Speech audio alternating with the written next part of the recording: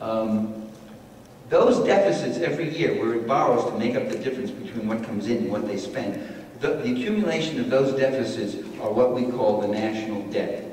So Reagan accumulated in 8 years from 800 billion to 2.5 billion.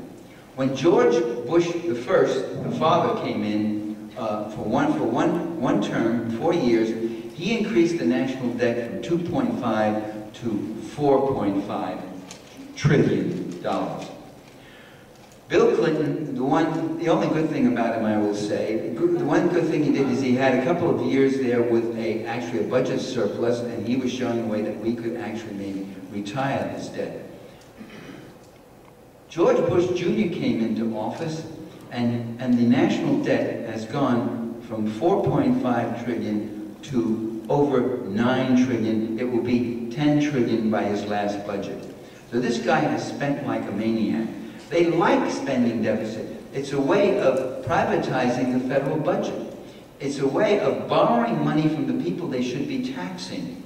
It's a way of having these people get rich, an upward redistribution of money from hardworking taxpayers to the rich creditors who lend the government that money.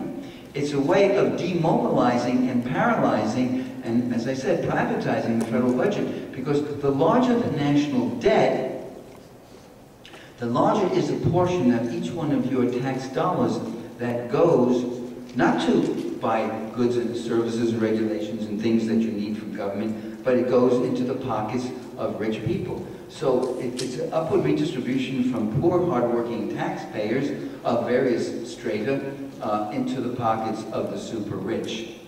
That's why they love the national debt. Now, I made that point back in 1973. In the first edition, maybe the second edition of Democracy for the Few. And it's been repeated almost verbatim by others, including eminent economists, without attribution, I should add. But that's another story. I don't care, I don't care.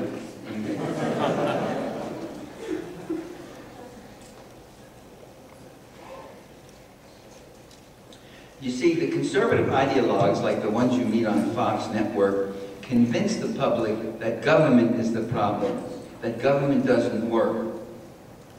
But government does work if you actually put your shoulder to it, if you want it to work, if you're not subverting it and defunding it. Consider occupational safety. Today, there are 23,000 people who are killed on the job every year. That's a terrible statistic. But it was far worse in 1940. When there was no occupational safety regulations. In 1940, 45,000 people were killed on the job, and the workforce was less than half the size of what it is today. So you see, it was regulations, safety regulations, that have cut back, at least somewhat, however inadequately and such, have cut back on these fatalities. More needs to be done. But safety regulations do work if they're applied and they're enforced. So why does business oppose OSHA? They want to see workers killed? No, they don't want to see that. It's just that safety regulations cost money and cut into profits. They don't want to have to bother with that. They don't have to bother to stop construction in a mine to shore it up because there's leakages and there's weaknesses there and the like. Social Security works. It's the most successful anti-poverty program that this country has ever had. And nobody misses a check. Well, they're missing now because Bush is defunding a lot of the administration of Social Security. He can't roll it back. He can't fight it back. Congress is too strongly and too well pressured by the elderly and the recipients and such. But he's undermining it by subverting, by defunding again, so that a lot of disability checks aren't even getting mailed out because they don't have staff to do it. Medicare works. The Veterans Administration had its problems, but when given enough money and attention and good administration, has worked. All three of these programs have low administrative costs, they're comprehensive, they're beneficial to millions of people, they're affordable, but they have one thing about them that's deplorable. They have no profits. There's no profits going to the private sector. That what you're demonstrating with these programs is you're creating income, you're creating consumption, you're creating taxes that can create more income, and all of this is going on, and the private sector isn't making a penny on it. And that's what they don't like. They don't want a public sector that's successful. That's the last thing they want. That is undermining them. So, I've been going too long. I'm going to skip a whole bunch of other stuff here.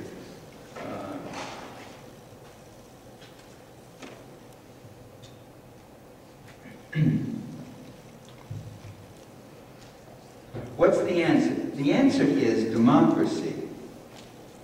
And we have to remind ourselves that what democracy is. Democracy didn't begin because some people said, oh, let's have assemblies, let's hear each other talk, I'm going to get elected to office, this and that. Democracy began because people were terribly class oppressed. The hoplites in ancient Greece, they got up there and they said, the hoplite was a small farmer who had enough money to buy his own armor and his sword and all. He could be in the infantry. The class system was also an officer class system. The equestrian class was, as in ancient Rome, actually I'm not sure the Greeks had it, but they had an officer class. That was the class that had money, and they could be the cavalry and all sorts of things. The hoplites got up and said, if we're going to fight this next war in Athens, we want to vote. We want to vote in the assembly, we want to know how the money is being spent, we want to know, we want to have a voice in the decisions about whether we should have a war or not have a war, and the like. And the leader at that time, the aristocratic leader, was himself a Democrat. His name was Cleisthenes, and Cleisthenes says, okay, I'm with you guys. And he came out, and there was a big breakthrough there where the hoplites could actually now be in the assembly, you know. In Sparta, you couldn't. I mean, the assembly was an aristocratic assembly. Those people, these artisans, these small farmers in Sparta, they were slaves. They were slaves. But here in Athens, these common people were coming in. And working very closely with Cleisthenes is a young lieutenant of his, and actually a relative of his. And Cleisthenes was from this leading aristocratic family, but they were Democrats. They decided, we're going the road of democracy. He produced his, I think it was his nephew, who became ancient Greece's greatest democratic leader. You all know his name, Pericles. And Pericles came out and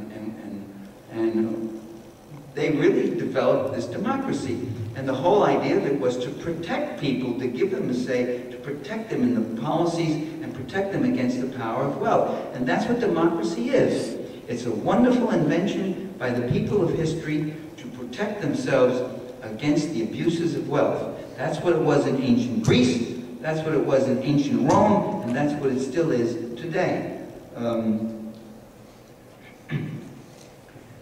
So, you can read about that in my book, The Assassination of Julius Caesar, where I deal with the late Republic of Rome and the struggles that went on there, and how that was really about these substantive economic issues.